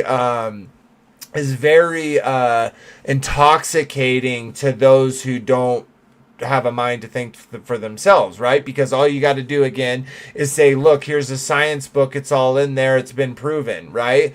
They don't actually have to come up with real ideas and real refutes. They can just point to pictures from NASA. They can just point to animated pictures provided by your high school science book. And so to me, it's like they're already coming from this like intellectually superior mindset, because how dare you believe something so dumb as the flat earth. So there's not, Will Duffy not only has that, but he also has that arrogance of like, he's been to Antarctica, he sees it, he knows what that means, even though it's just, Will Duffy, brother, if you actually have a heart for truth, I truly hope that you're brought to truth. Brother, if you are deceptive, what you're doing is for a nefarious reason, I truly hope that you are, brought out and shown your true colors. And I think Sean did a great effort here in this debate. But Will Duffy, I truly hope that you would be shown for who you really are, so that these tactics, this toxicity that you want to share with the world, literally stops. And I say it's toxic because we've already shown that you are deceptive in the things you did. Do you want to be honest? No. Me, Will Duffy, I don't want to be honest. I don't want to have a good faith debate. Like, you can see it in your mannerisms, brother. You can see it in your behavior. So I hope, whatever reason that the Father, or, whichever way it pans out, that the Father would use you for His glory, or for His, for whatever, for His glory. But I never would enjoy talking to you, brother. I think you're. I think you got a lot of growing, bro. I'll say that. But anyways, I could keep talking about this guy because there's a lot. He has been measured and found wanting, to say the least. But sweet guys, thank you for being here. Check out the rest of the debate. There is some more portion of them kind of back and forth, and then they go into the question and answers, and then Donnie does like a 20-minute diatribe or whatever. Yeah, appreciate you guys. I hope y'all enjoyed. Until next time, remember that ABBA love you first. Shabbat shalom, everybody. Much love. Much love. Much love indeed. Peace.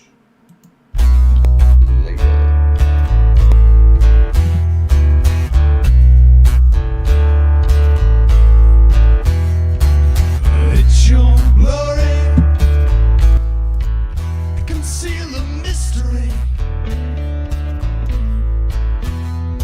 You give us the honor to search a matter. You raise up a standard to beat back our enemy. You establish this realm, and like a scroll you spread it out.